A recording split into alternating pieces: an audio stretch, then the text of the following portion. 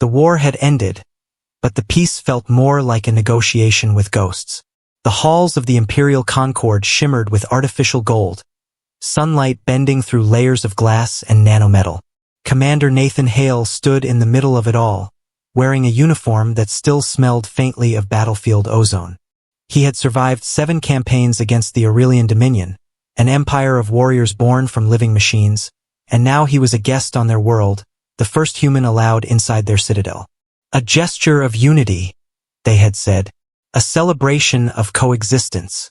But Nathan had learned that when politicians used words like unity and coexistence, they usually meant surrender. The hall was vast, built for beings taller and grander than men. Hundreds of figures lined the marble floor, Aurelian women, their bodies clad in golden armor that gleamed like living fire. They were perfect, identical almost, each one sculpted with the precision of divine intent. Their eyes glowed faintly green beneath crowns of braided metal. Nathan shifted uncomfortably. "This feels wrong," he muttered to the envoy beside him. "Feels like a parade." "It is not a parade," said Envoy Kyra, her voice calm and melodic. "It is a selection. Selection. A bond must be made between our kind and yours. A symbol that the bloodshed has ended." "You mean marriage. That is your word for it," she said, smiling faintly. He stared at her. "You're saying you expect me to pick one of them? Here? Now?" "It is custom," Kyra said. "One male from the victorious species, one female from ours. A union before the stars, binding peace by lineage." "I'm not a diplomat," Nathan said. "I'm a soldier." "That is precisely why they chose you," she replied. "You have no agenda, except not doing this." She ignored the protest, turning toward the line of women. "Choose," she said simply. The room fell silent. Every armored figure watched him, motionless, expectant. Their beauty was unnerving, more design than biology. Nathan rubbed the back of his neck. "You've got to be kidding me," he said under his breath. "Commander Hale," Kyra said, her tone sharp now. "Do not keep the council waiting." "Fine," he said, raising his hand in frustration. "Fine. I'll pick one. At random." He pointed. For a second, nothing happened. Then, from the row nearest the dais, one of the golden warriors stepped forward. The others didn't move, their faces remaining expressionless. The woman he'd pointed to stopped before him, her eyes locking onto his. They weren't the dull synthetic green of the others. They were alive, glowing softly like sunlight through forest glass. Something flickered behind them. Curiosity, amusement, maybe even defiance. "You have chosen," Kyra said. Nathan swallowed. "Yeah, I guess I have." The woman studied him for a long moment before speaking. "You pointed," she said softly, her voice musical yet edged with something sharp. "Was that choice or chance?" "A little of both," he said. "Chance is a dangerous ally," she replied. "So I've been told." The council murmured approval. Kyra stepped forward, producing a small crystalline tablet. "By the laws of the Concord, the bond is acknowledged. You will accompany her to the oath chamber, where your union will be sealed." "Wait," Nathan said, taking a step back. "We're doing this now?" "Delay invites doubt," Kyra said. "And doubt invites war." He sighed. "Of course it does." As they walked through the gilded corridors, the air hummed faintly with energy. Nathan could feel the weight of unseen eyes on him. The woman beside him, his bride, moved with calm precision, her armor whispering softly with each step. "You're awfully quiet," he said. "You regret your decision?" she asked. "I regret getting up this morning." She didn't smile, but her eyes brightened faintly. "You speak as if you had a choice. Don't we all?" "Not anymore," she said. The oath chamber was circular, its walls covered in shifting symbols of light. At the center stood a raised platform surrounded by 6 hovering orbs that emitted a low harmonic tone. Kyra gestured toward it. "Stand together." Nathan stepped beside the woman, feeling the faint vibration of the platform underfoot. The orbs brightened, casting golden light across their faces. "State your names," Kyra said. Nathan Hale, he said. Designation: Commander, Terran Defense Corps. The woman hesitated, her gaze flicking briefly toward him before turning back to the envoy. Lyessa Varin, she said. A ripple passed through the chamber. Kyra froze. You what? The woman lifted her chin. I am Lyessa Varin, daughter of the Soul Throne, first heir of the Aurelian Dominion. The orbs flared bright white, reacting to the revelation. Nathan stared at her. Wait, princess. You didn't know? She asked, her tone calm but almost amused. How could I know? You chose, she said simply. Kyra recovered quickly, bowing low. Your Highness, this was not expected. Few things of worth ever are, Lyessa said. The choice was made before witnesses. To revoke it would be dishonor. But your father, my father will understand, she said, though her voice carried a note of steel that suggested otherwise. Nathan took a step back, shaking his head. Hold on. You're telling me I just accidentally married your version of royalty? Not yet, she said. The ceremony is not complete. Great, so I still have time to run. You could try, she said, eyes gleaming. But the oath chamber doesn't open until it's finished. Convenient. Necessary, she said. Kyra's expression softened. It seems the fates have chosen well. The princess has bound herself by the same chance the human invoked. She looked at Nathan. Perhaps there is symmetry in that. Or madness, Nathan said. Both, Lyessa murmured. Often the same thing. The orbs began to pulse faster, their light syncing with the rhythm of two heartbeats, his and hers. Nathan felt warmth spread through his chest, an almost magnetic pull toward her. What's happening? He asked. The bond, she said. It measures resonance. Resonance. Compatibility. Energy alignment. Soul matching. Soul what? It's tradition, she said. Your people still use rings. We use something less symbolic. The light intensified until he could barely see. For an instant, he felt something brush his mind. A whisper, a pulse, an echo that wasn't his own. When the light faded, she was looking at him with new eyes, as if she'd just learned something she couldn't unlearn. It's done, she said. You are bound.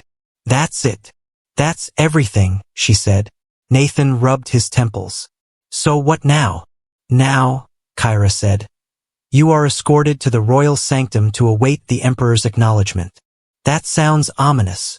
It is tradition, Lyessa said, and he will not approve. You could have led with that, Nathan muttered. They walked in silence through corridors of light.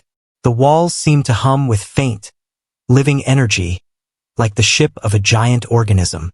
Nathan's thoughts swirled. He hadn't planned on this. He hadn't even believed in the Aurelian legends beyond their weapons and fleets. And now he was tied, spiritually, legally, possibly telepathically, to their ruler's daughter. As they neared the end of the corridor, Lyessa stopped. You should prepare yourself, she said. For what? For my father. He's going to kill me, isn't he? Unlikely, she said. But he might wish to. Comforting. I thought humans admired honesty. Not that kind. The doors ahead opened with a low hiss, revealing a throne room carved from living gold. At its center sat the emperor, a figure both immense and regal, his armor an intricate mosaic of bronze and light. His eyes burned like twin suns. Daughter, he said, his voice filling the hall. What have you done? Lyessa bowed her head slightly. Fulfilled our vow. By binding yourself to a human? By honoring the law of choice. He pointed, the emperor thundered. At random, and perhaps fate guided his hand, she said calmly. Would you deny the law because you dislike the outcome? The emperor's gaze turned to Nathan. Human, do you understand the weight of what you've done? Not even slightly, Nathan said. But I'm guessing it's a lot. You've claimed my heir, the emperor said. By our code. Her life and yours are now entwined. Her pain is yours. Her death, your end. Well, Nathan said, That's one way to skip the honeymoon phase. Lyesa's lips twitched, almost imperceptibly. He speaks boldly, the Emperor said. He speaks honestly, she countered. He is unrefined. He is human. The Emperor's eyes narrowed. You defy me. I uphold the vow, she said, and I will not break it. The silence that followed was heavy enough to crush thought. Finally, the Emperor rose. Then the bond will be tested, he said. If he survives, he may stand beside you. If not, the stars will remember your folly. Nathan sighed. And what exactly is this test? The trial of unity, Lyessa said quietly. A challenge every bonded pair must endure. Let me guess, it's dangerous. It's fatal, she said. He looked at her. You could have mentioned that before I pointed. You could have looked before you chose, she replied. And for the first time since the war began, Nathan Hale laughed. It wasn't the sound of a soldier or a hero. It was the laugh of a man who'd finally realized that destiny had a sense of humor. The throne room emptied like a receding tide. The golden-armored attendants departed in silent precision, their movements synchronized as if controlled by one will. When the last of them vanished through the vast archways, only 3 remained. Nathan, the Princess Lyessa, and her father, the Emperor Solon Varen. The air hummed faintly, the way it does before a storm breaks. Nathan stood rooted to the spot, trying to appear calm, though his mind was a churning mess of disbelief, fear, and something dangerously close to awe. The trial of unity, Solon said, his voice low and resonant, is not meant for mortals who act on impulse. Nathan met his gaze. Then maybe it's time someone did. The Emperor's golden eyes flickered with cold amusement. You mistake stubbornness for courage. They're related, Nathan replied. The Emperor rose from his throne, towering above both of them. His armor caught the light like molten bronze, the edges engraved with living sigils that pulsed faintly as he moved. The trial will begin at first light. Until then, you are confined to the Hall of Bonds. You will either prepare or pray. Do I get a choice? Nathan asked. Only in how you face what comes, Solon said. He turned to his daughter. Lyessa, you know the cost of failure. I do, she said quietly. Then may the stars judge you both. The sound of his footsteps faded into the distance, leaving the chamber eerily silent. Nathan exhaled, rubbing the back of his neck. I'm really starting to regret my pointing strategy. Lyessa didn't answer immediately. Her gaze was fixed on the glowing floor beneath their feet, her expression unreadable. When she finally spoke, her voice was soft but sharp. You treat this as a jest. It is not. I know, he said. I just cope with humor. Keeps me from panicking. Humans and their deflections, she murmured. You find laughter in fear. Because if we didn't, he said, we'd drown in it. She looked up then, truly looked at him, as if seeing him for the first time. There was curiosity in her eyes now, curiosity and something warmer. You have courage, even if you don't know where to put it, she said. I'll take that as a compliment. You should. Most of my kind never receive one. They left the throne room through a corridor that seemed to stretch for miles. The walls were alive with movement, streams of golden energy flowing through veins of crystal, like a circulatory system for the palace itself. This place feels alive, Nathan said. It is, she replied. The citadel was grown, not built. Its walls resonate with our collective memory. Meaning it's listening to us right now? Yes. Great, he said. Hope it's a fan. When they reached the Hall of Bonds, Nathan stopped in his tracks. The chamber was circular, vast, and dimly lit by suspended globes of white flame. The floor was etched with spiraling runes that pulsed faintly with every step. At the center stood a single platform, surrounded by curved pillars that emitted a soft harmonic tone. So this is where they send couples before tossing them into something fatal, he said. Tradition, Lyessa said simply. You're really big on that word. Tradition holds our world together, she replied. Without it, there would be nothing but chaos. Sometimes chaos builds better things, he said. Or burns everything, she countered. She began removing parts of her armor, the golden plates detaching and folding neatly into the floor as if obeying her will. Beneath the armor was a bodysuit of silken metal, clinging and luminous. "You're not planning to fight like that, are you?" Nathan asked, his tone caught between humor and confusion. "The trial does not measure combat," she said. "It measures resonance. You mentioned that word before. It is the alignment of two beings, their minds, their intentions, their essence. The stronger the alignment, the deeper their unity. And if it's not strong, the bond collapses. So do the participants." "Sounds romantic." "It was never meant to be," she said. He sat on one of the low benches surrounding the platform, watching her as she adjusted the crystalline filaments that ran from the pillars into the center. "You've done this before?" he asked. "Never." "Then how do you know what to expect?" "I don't," she said, turning toward him. "But I know how to survive uncertainty." "Then we've got that in common," he said. Hours passed in silence.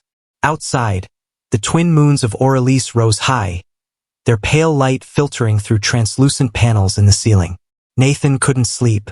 Every time he closed his eyes, he saw flashes, battles, burning skies, the endless cost of peace. He thought of his crew, of the friends he'd buried across uncharted worlds. And now here he was, in an alien palace, bound by an ancient law to a woman who could kill him with a thought. "You're restless," Lyessa said quietly, breaking the silence. "You can tell? Your heartbeat is too loud." "Sorry.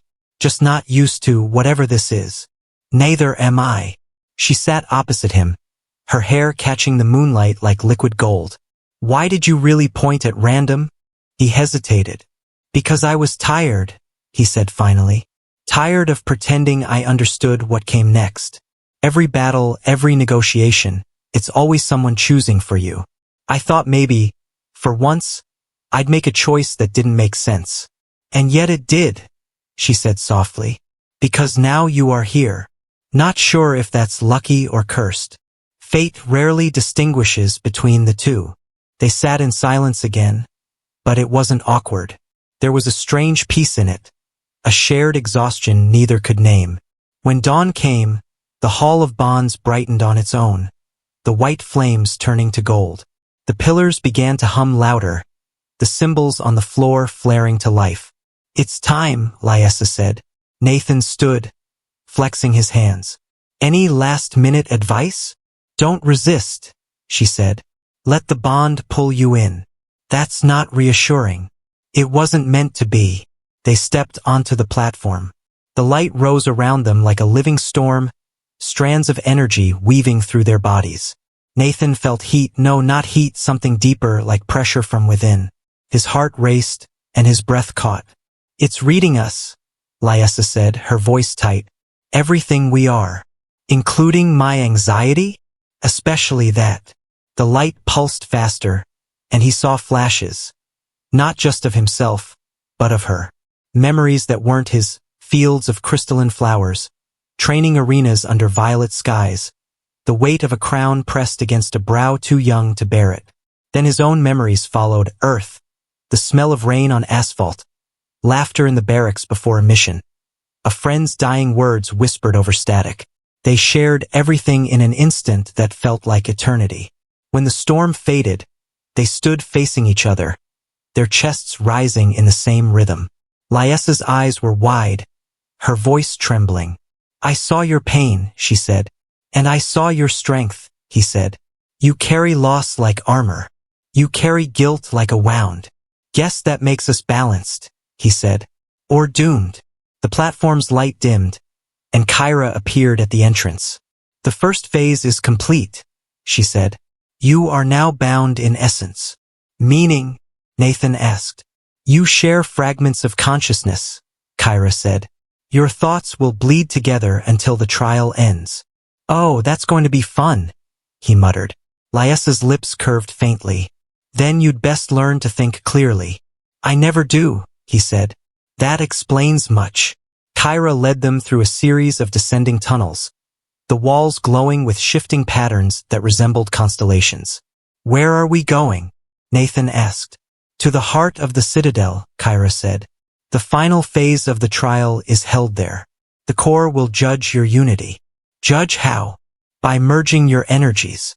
If you align, it will accept you. If not, we die," he finished. "Precisely." They reached a massive door made of living bronze, etched with the same spirals that had appeared in his dreams. As it opened, a wave of energy rolled out, washing over them like the ocean's tide. Inside was a vast chamber filled with light, a sphere of molten gold suspended above a deep chasm, pulsing like a colossal heart. "The core." Lyessa took a deep breath. "Once we step inside, there is no turning back." "That seems to be a theme today." "Do not speak," she said softly. "Just feel." They walked together to the edge of the platform, and as the light enveloped them, Nathan felt the core pulling them closer. Not physically, but in spirit. To stripped away pretense, fear, pride. He could feel her thoughts interlaced with his now sharp, disciplined, yet fragile beneath the surface. And she felt him in turn. His confusion, his humanity, the ache for home he'd buried long ago. Then came the test. A surge of raw energy struck through them both, merging their senses into one. Nathan gasped as their surroundings warped into visions drawn from both their minds. A fusion of worlds. He saw Earth's skies blending with Aurala's glowing spires, oceans reflecting twin suns, the air thick with the hum of life born from two species intertwined. But beneath the beauty was the pain, the core forcing them to face every fracture in their bond. He saw flashes of distrust, fear, doubt, the human suspicion of control, the Aurelian belief in hierarchy. The resonance wavered. "Hold," Lyessa whispered, gripping his arm. "Do not break." "Easy for you to say," he shouted. "You were bred for this, and you were born to defy it," she cried. The energy flared, and for a moment, he saw her true form. Not armor, not royalty, but a being of light and emotion, stripped of all masks. He reached for her, not with his hand, but with understanding. "You're not perfect," he said. "Neither are you," she replied. "Good," he said. "Then we're real." The core pulsed once, hard enough to knock the breath from their lungs. The light turned from gold to white, and then silence. The chamber was still. Lyessa fell to her knees, gasping. Nathan knelt beside her, his heart still racing. "Did we pass?" he asked. "Not yet," she whispered. "The core hasn't spoken." A deep hum filled the air, vibrating through the stone. The core's light flared one final time, and a voice, not sound, but presence, filled their minds.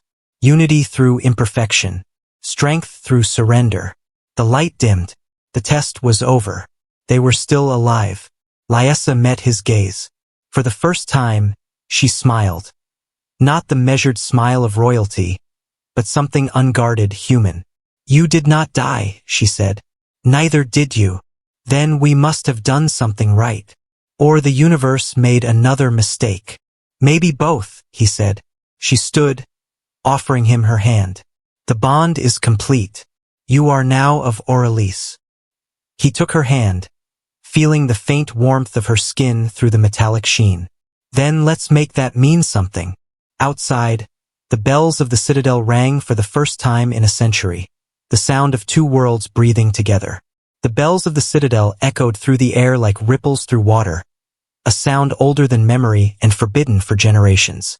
The Aurelian guard standing outside the Hall of Resonance dropped to one knee as the tone reached them, their golden armor gleaming under the filtered light of the twin suns.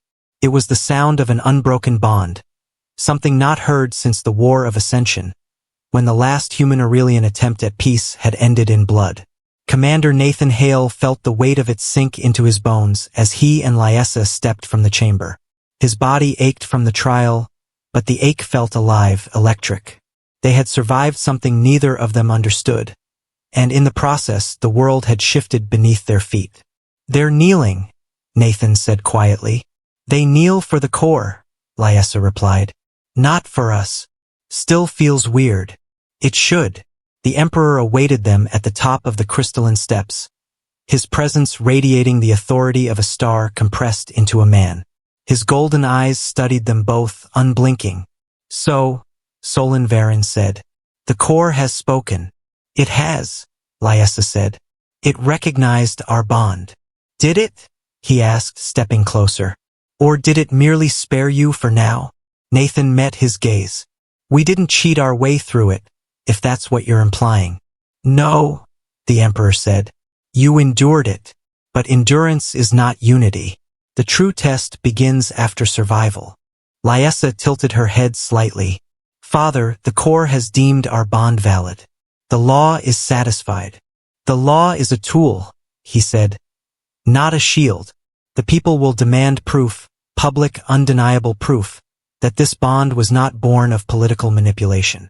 Then let them demand, she said, her voice steely. I am the heir, and I am the emperor, he said. Your authority is mine to bestow. The air around them grew tense, shimmering faintly as energy built in the room. Nathan stepped between them before it could escalate. Enough, he said. We just nearly died proving we can stand together. Maybe that counts for something. The emperor's eyes flicked toward him, unreadable. You speak with defiance. I speak with reason, Nathan said. Your people want peace. So do mine. Killing that because of pride helps no one. For a long moment, the emperor said nothing. Then, to Nathan's surprise, he laughed. A low, resonant sound that carried more amusement than malice. You remind me of the first Terrans we met, he said. Brash, untamed, arrogant to the edge of foolishness. We call that charm, Nathan said. Lyessa's eyes widened slightly, but the emperor's expression didn't darken. Instead, it softened, barely. Very well, Solon said. If the core has accepted you, I will not contest its verdict. But you will prove your unity to the Dominion. Tomorrow at the Convergence. What's the Convergence? Nathan asked. It is our greatest gathering, Lyessa said. A communion of every world under the Dominion's banner. And you want me to, what, shake hands with them? Stand beside her, the emperor said. Show them that you belong here. If they believe it, perhaps peace might endure. As they left the chamber, Lyessa's expression was unreadable. You're too bold, she said. It keeps me alive. It may do the opposite. You could have told me your dad was a galactic god king before I pointed at you. Would it have changed your choice? Probably not, he said. She almost smiled at that. They walked through the upper halls of the citadel as dusk fell. Outside, the lights of the Aurelian capital shimmered like a sea of stars reflected on glass. The architecture blended impossible geometry with living design, organic curves of metal, crystal, and biolight forming something both alien and breathtaking. Nathan couldn't help but stare. It's beautiful, he said. We designed it to remember, Lyessa replied. Every wall holds the voice of a creator. Every light carries a fragment of their thought. Earth builds monuments to forget, he said quietly. Maybe that's the difference between us. She looked at him then, studying his face in the pale light. You miss your world. I miss what it was supposed to be, he said. We ruined it before we ever earned it. And yet you survived. That's the one thing we're good at.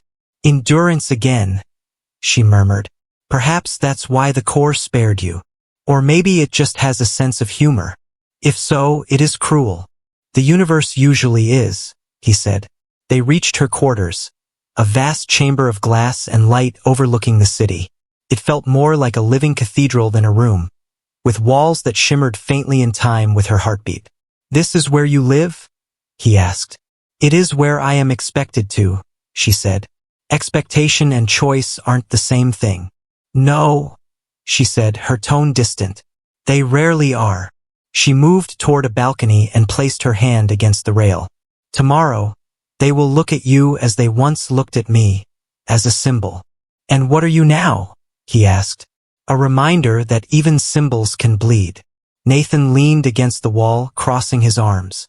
You talk like someone who's been at war longer than me. In some ways I have, she said. My war was never fought with weapons. It was fought with obedience. And you lost. I surrendered, she said softly. Until today. For a moment, neither spoke.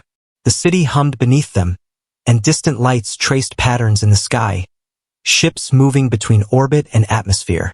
Then, quietly, she turned toward him. When the convergence begins, they will question you. Every gesture, every word will be studied. If you falter, they will call for the bond's annulment. You mean execution. I was being polite, she said. Then I'll make sure I don't falter. You can't lie to them. Who said I would? You're human, she said. Your kind lies as easily as it breathes. Maybe, he said, but I don't lie about things that matter. Then you must decide quickly what matters. The next morning came with light that bled gold through the horizon. The citadel's vast plazas filled with beings from across the Dominion, thousands of Aurelians, diplomats from allied species, and even a handful of human envoys who looked entirely out of place among the radiant architecture. Nathan adjusted the ceremonial attire they had given him, a mixture of human military formality and Aurelian regalia. Felt heavy, both literally and symbolically.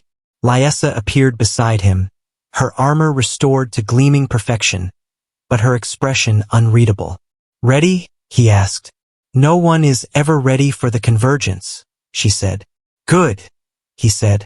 Then I'll fit right in. The grand amphitheater of unity rose like a golden shell at the heart of the city. Inside, thousands gathered beneath a sky of translucent panels that revealed the stars above.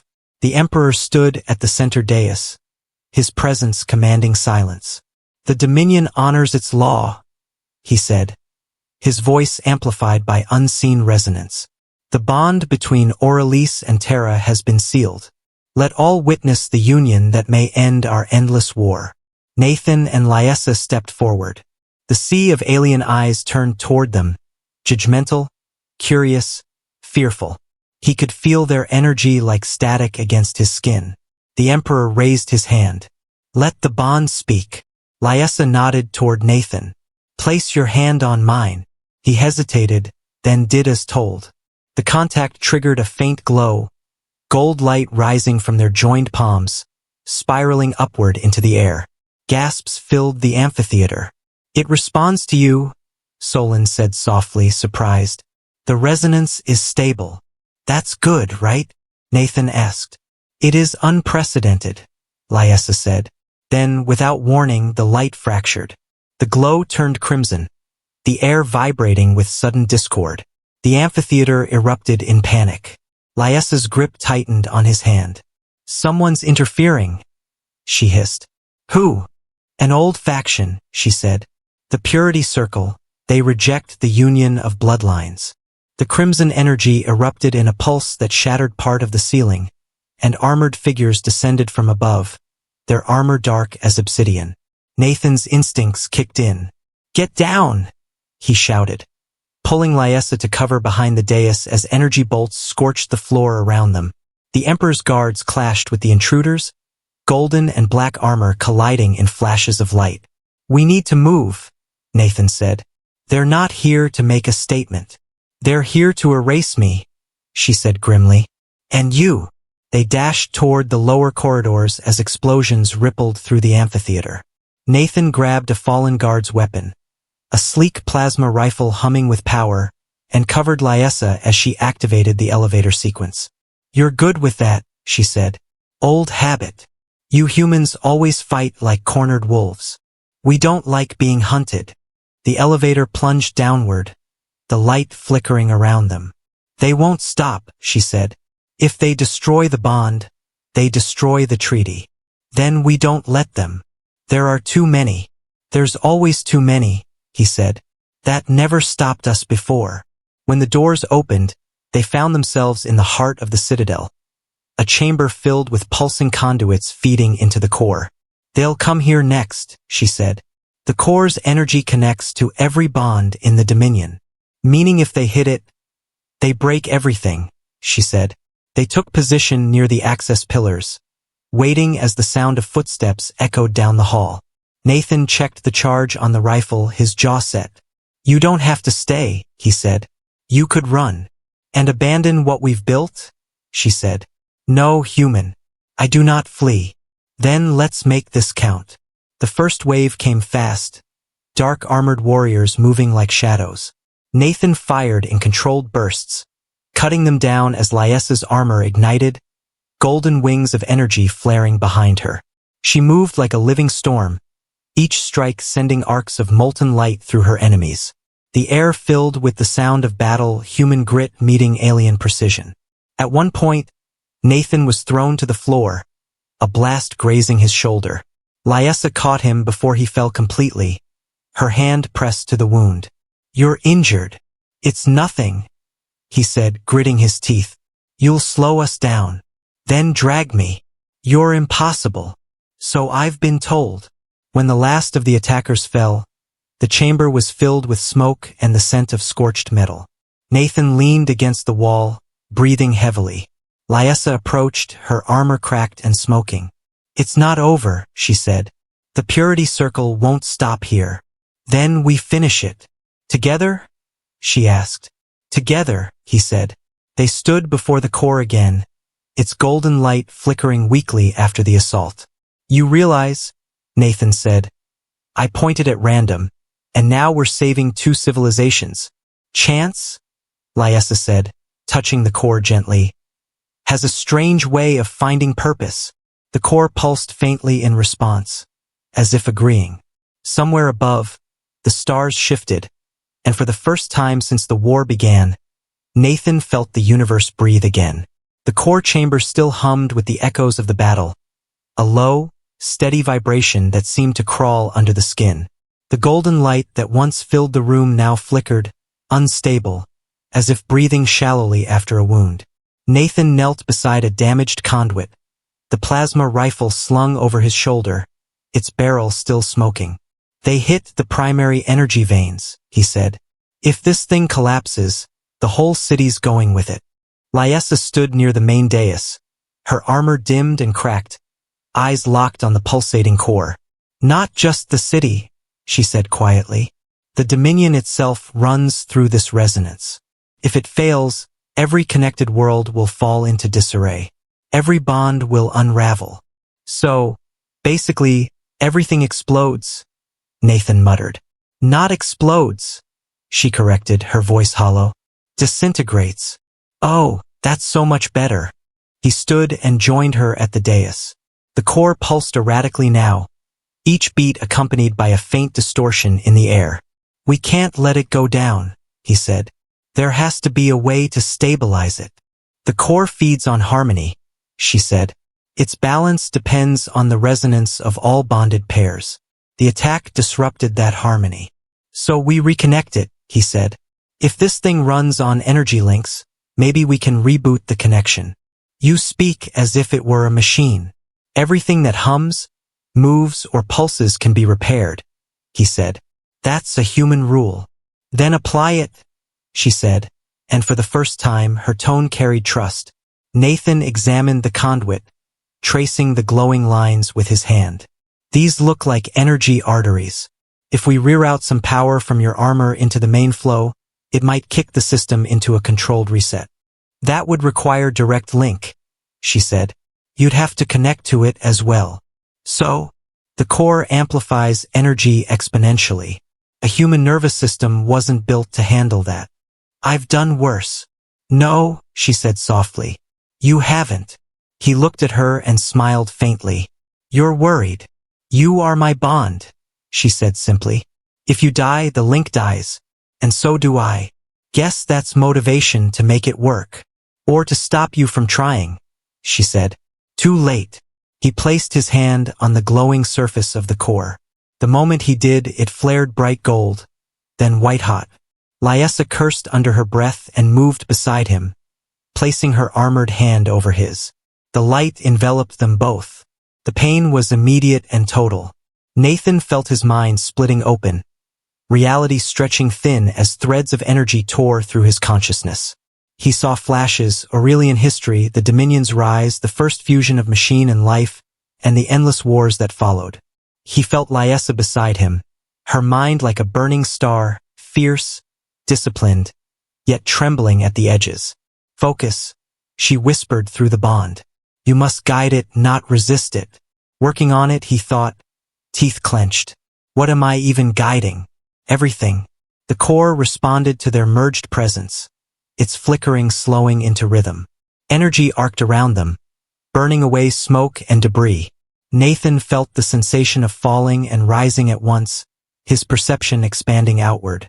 For a brief, impossible instant, he could see through the eyes of others across the Dominion. Bonded pairs everywhere, from soldiers to scientists to children, their lives flickering like embers along a vast golden web.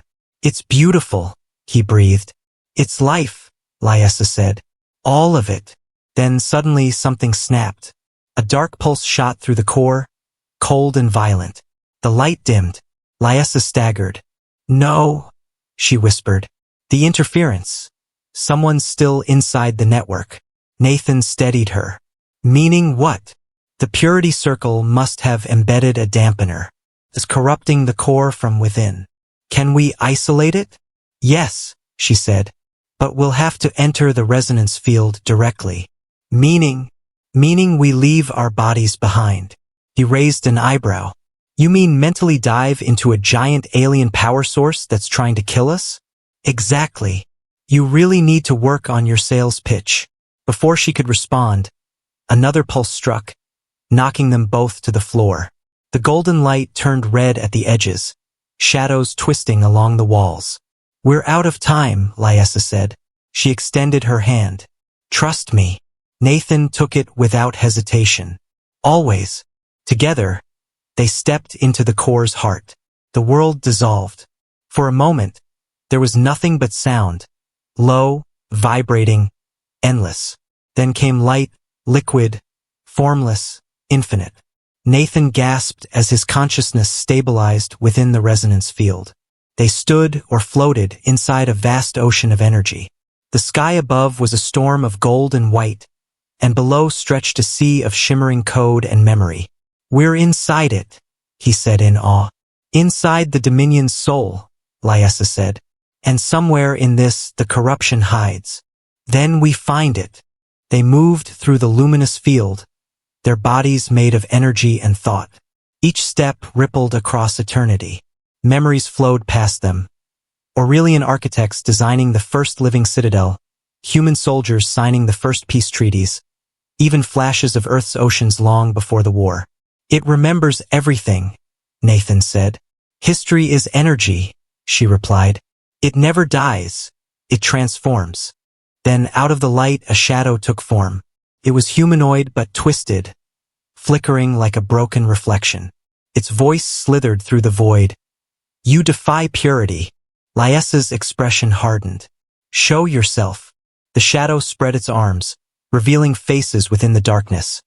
Aurelian, human, machine, all screaming in silence. Unity weakens the strong. It hissed. Blending corrupts perfection. Perfection killed billions. Nathan snapped. We're done worshipping it. The entity lunged, its form fracturing into tendrils of dark energy. Nathan and Lyessa reacted as one, channeling their combined resonance into a barrier of light. The impact rattled them, the pressure immense. It's feeding on division, Lyessa said. Our fear fuels it. Then we stop being afraid, he said. Easier said than done, he finished for her. She glanced at him sharply. Our minds are sinking faster. Not sure that's a good thing. It is, she said. It means we're aligning. They pushed forward together, their thoughts merging into one current. Nathan's willpower and Lyessa's focus intertwined, creating a surge of golden fire that burned through the darkness. The entity screamed, its form unraveling into a storm of fragmented memories. For a brief instant, Nathan saw flashes of its origin. Fanatics who believed in genetic purity, who spliced their consciousness into the core as saboteurs when the Dominion sought peace. It's the ghost of the old war, he said. Then we end it here. They poured their energy into the resonance, not as two beings but as one pulse. The field blazed bright enough to blind. The darkness shattered, dissolving into the light. The ocean of memory steadied, its chaotic ripples calming into harmony. The core had been healed. When the world returned, Nathan found himself lying on the cold metallic floor of the chamber. His body felt heavy, his vision blurred. Lyessa knelt beside him, her hand pressed to his chest. "You're alive," she said softly. "You sound surprised. Humans are unpredictable. That's our brand." The golden glow of the core steadied, filling the room with warmth. Above them, the fractures in the citadel ceiling sealed themselves, energy veins reconnected, and the rhythmic hum returned. The entire city exhaled, as if relieved. Through the open comms, voices spoke in awe. "The core is stable. The resonance is whole again." The Emperor's voice followed moments later, steady but softer than before. "You have done what none before you could. You have restored the Dominion." Nathan sat up slowly. "Guess we passed the test." "You exceeded it," Solon said. "The Dominion owes you both." Lyessa rose to her feet, her armor reconstituting in waves of liquid gold. "What of the purity circle?" she asked. "They are shattered," her father replied. "Their influence ends today. You have undone centuries of hatred." "And what of the treaty?" Nathan asked. "It will stand," the Emperor said. "Not by law, but by legacy." Hours later, after the city began its slow recovery, Nathan stood on the balcony of Lyessa's chamber. The twin suns hung low on the horizon, casting long beams of molten light across the capital. He could still feel the echo of the resonance inside him, a faint hum in his veins. Lyessa joined him quietly, the wind catching her hair and scattering light across her armor. "You've changed," she said. "So have you." "No," she said softly. "I have remembered what it means to feel." He turned toward her. "So, what happens now?" "The Dominion will rebuild," she said. "My father will name you consort, whether you wish it or not. The people will see our bond as proof that unity is strength.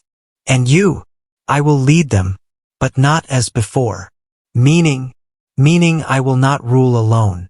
"You're serious. You are part of this world now." "That's not what I signed up for," he said with a tired laugh. "You pointed," she said, smiling faintly. "Fate decided the rest."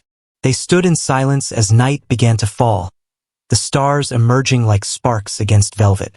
Nathan stared out at the lights of the city, their glow mirrored in her eyes. "You ever wonder if this is too big for us?" he asked. "Every moment," she said. "But that is how we know it matters. You sound almost human, and you sound almost wise." "Don't spread that rumor," he said.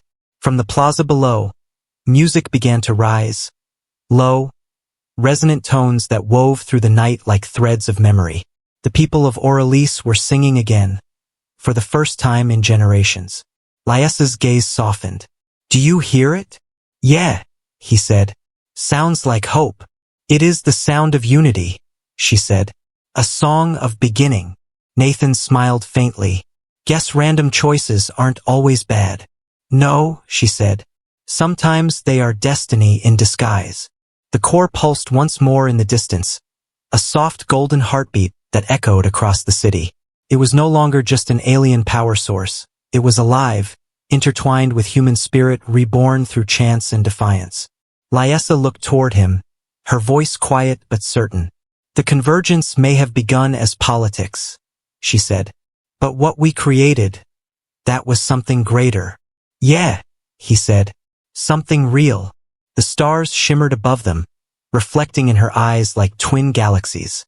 "Tomorrow," she said, "the Dominion will call your name as one of its own. Are you ready for that?" "Probably not," he said. "But I'll fake it till I am." "That," she said with a smile, "is the most human thing you have ever said." The night deepened, the city glowing below like a constellation of rebirth. They stood together, soldier and princess, chaos and order, bound by a choice neither had meant to make, yet both would never undo. Somewhere in the distance, the universe shifted again, quietly, as if adjusting to a new equilibrium built not on conquest or purity, but on the fragile, stubborn miracle of two beings who refused to break. Morning returned to Aurelice like a new beginning written in light. The twin suns rose slow and majestic, painting the city's crystal towers in molten hues of rose and gold. From the highest spire of the citadel, Nathan Hale watched the transformation unfold. The capital shimmered with life again, the scars of the assault already fading under the Dominion's living architecture. Everywhere he looked, beings moved with renewed purpose. Engineers repairing conduits, healers tending to the wounded, emissaries from distant worlds arriving to witness the dawn of unity. For the first time since he'd left Earth, Nathan felt a calm that wasn't borrowed from adrenaline or duty. He felt like the universe had exhaled. But beneath that calm lay the weight of what came next. He had saved a civilization by accident, tied himself to a princess by fate, and become a living symbol of everything his species had once feared. "You look like a man waiting for permission to breathe," Lyessa said softly from behind him. He turned and saw her standing in the golden light, her armor replaced by a flowing mantle of soft white metal, alive with subtle motion. "Still getting used to not being shot at," he said. "You will find peace stranger than war," she replied. "It demands patience instead of instinct." Nathan leaned against the rail, looking down at the rebuilding city. "Your people are fast," he said. "In another week, there'll be no sign of the fight." "Our world remembers how to heal," she said. "It has had to many times." "Wish Earth could do that," he murmured. "We build, break, then build again. Mostly the same mistakes, just shinier." "Perhaps now," she said, "you will build differently." "Maybe," he said, "assuming I live that long." She stepped beside him, her hand brushing the rail. "You will live, human. The core accepted you. It will protect you now. Doesn't stop bullets though, does it?" "No," she said with the faintest smile. "But it will sing your name if you fall." "That's weirdly comforting," he said. "We are a poetic species." "No kidding." They stood in silence for a moment, the hum of the city like a heartbeat beneath them. Then a deep chime echoed across the horizon. Lyessa's expression changed, calm replaced by duty. "The council convenes," she said. "They will summon us soon." "To do what?" "To decide the terms of the new Concord, and to decide your role in it." "Something tells me they're not about to hand me a medal." "No," she said, "but they will listen. That's a start. It is more than most humans ever achieved here." The council chamber was vast and circular, lined with delegates from across the Dominion, Aurelian elders, silver-skinned envoys from the spiral colonies, even emissaries from the outer asteroid rings whose bodies shimmered like translucent crystal. At the center rose the Emperor's throne, though today Solon Varen stood rather than sat, his posture measured, regal. Nathan and Lyessa approached together, their steps echoing in the silence. Every eye followed them. "Daughter," the Emperor said. "Human." His voice carried both pride and gravity. "The Dominion stands whole again because of your bond. The core breathes, the fractures are healed. Yet unity is not peace. There are questions left unanswered." "Ask them," Nathan said before he could stop himself. A murmur rippled through the chamber at his boldness. Solon's gaze was sharp but not angry. "Very well," he said. "Why remain? You have fulfilled your purpose. You could return to your people, to the world that bore you." Nathan hesitated, then spoke quietly.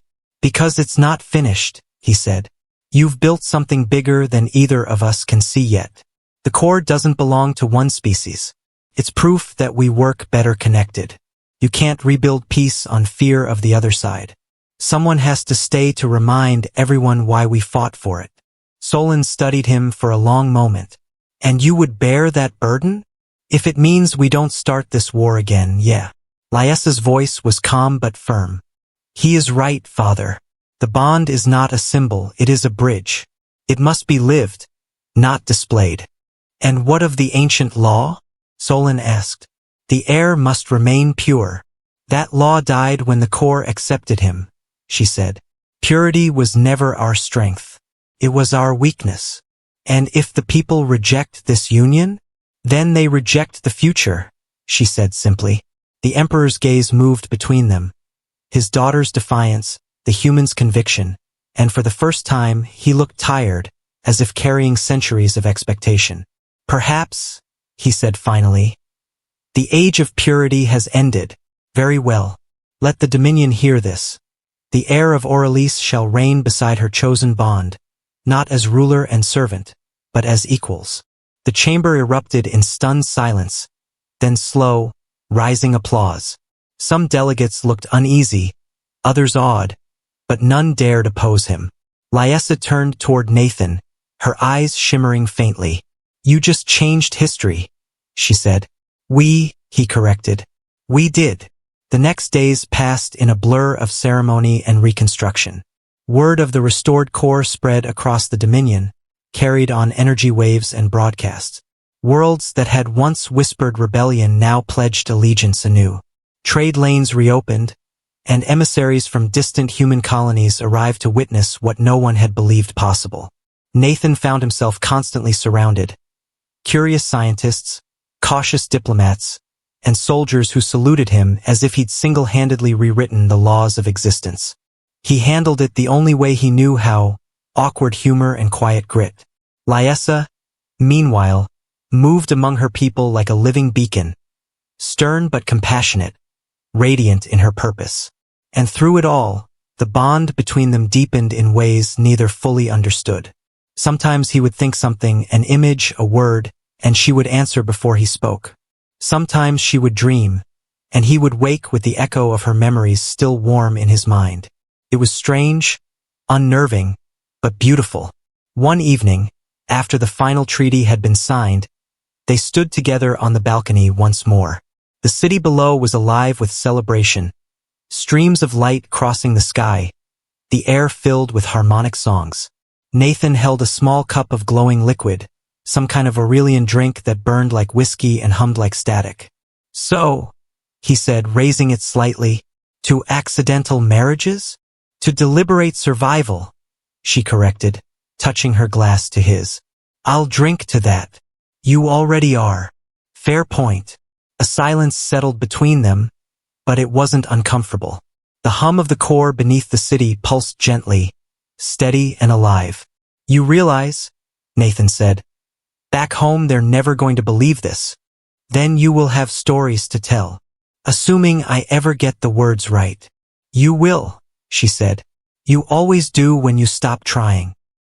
He looked at her, the light of the city reflected in her eyes. You ever regret it? That I pointed at you? Often, she said, but never for the reason you think. Which is? Because you remind me that chance and destiny are not opposites. They are partners. You sound like you've been talking to philosophers. I have been living with one, she said softly. He just doesn't know it yet. Far below, fireworks of plasma light burst across the night, shimmering in gold and white arcs that mirrored the core's pulse. The people cheered, the air electric with renewal. Nathan turned toward her. What comes next? Rebuilding, she said. Healing. And learning how to lead a people who see me not just as their heir but as their bridge to something greater. That's a lot to carry. Not if I share it, she said, reaching for his hand. You sure you want me in that picture? I'm not exactly royalty. You are more, she said. You are human. You make that sound like a compliment. It is. Humanity is not weakness.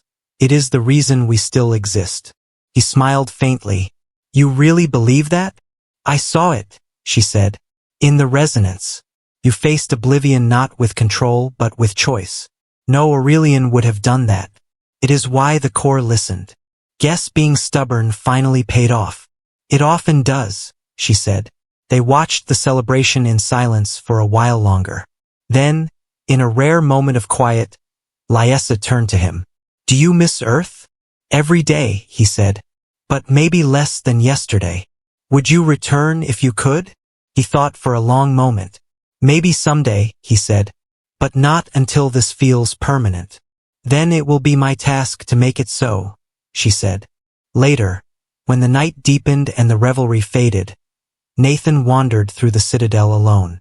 The corridors glowed softly with bioluminescent light, the hum of the core like a lullaby beneath his feet. He passed murals newly restored by artisans, depictions of unity, of the bond that had changed the Dominion's fate. He stopped before one that showed two figures standing beneath the twin suns. One human, one Aurelian. Hands clasped, light flowing between them. "They made us look taller," he muttered. "You're welcome," Laisa's voice said behind him. He turned, startled but smiling. "You follow me everywhere? You resonate loudly," she said. "It's hard not to. You should teach me how to do that." "You already have," she said. They stood together in the quiet hall, the mural's light washing over them. Nathan exhaled slowly. "Feels like the end of something." "No," she said. "The beginning. You once said humans build, break, and build again. Perhaps this time we will build to last. Together," he said. "Always. Always," she echoed. As they walked back toward the balcony, the core pulsed once more, a golden heartbeat that echoed across the stars. On distant worlds, the signal was felt, by soldiers, scientists, and children of two species who had once been enemies. Across that web of living light, the Dominion hummed with a single truth. Unity was no longer a dream. It was alive. Nathan looked toward the sky, where human ships now orbited beside Aurelian vessels, their lights intertwined like constellations newly written. "You know," he said quietly, "if you'd told me a year ago this was how things would turn out, I'd have called you crazy." "Then it is fortunate I said nothing," she replied. "Yeah," he said. "Fortunate." She reached out, touching his hand gently. "What do you see when you look at them?" "Possibility," he said. "And you?" "The same," she said. "But I also see hope, forged in imperfection, shaped by choice. The very thing we tried to deny for centuries." "That's humanity for you," he said. "Messy, loud, stubborn, and beautiful," she said. The suns rose higher, spilling golden light across the world that now belonged to them both. The core's hum deepened, merging with the rhythm of their hearts. Two lives, once strangers, now bound by choice and accident, stood on the edge of a new age, neither divine nor perfect, but undeniably human. And somewhere deep within the core, a voice older than either of their species whispered through the resonance. Unity through imperfection, strength through love, legacy through choice. Nathan smiled faintly at the horizon, his hand still clasped in hers. "Guess random choices really can change the galaxy," he said. "They always have," Laisa whispered. "They just needed someone brave enough to point."